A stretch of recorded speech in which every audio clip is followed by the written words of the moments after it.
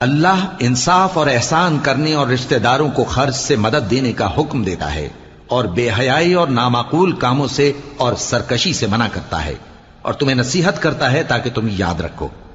اور جب اللہ سے عہد کرو تو اس کو پورا کرو،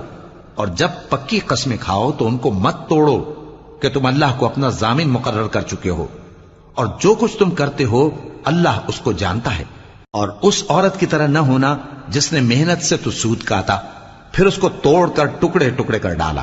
کہ تم اپنی قسموں کو آپس میں اس بات کا ذریعہ بنانے لگو کہ ایک گروہ دوسرے گروہ سے زیادہ غالب رہے۔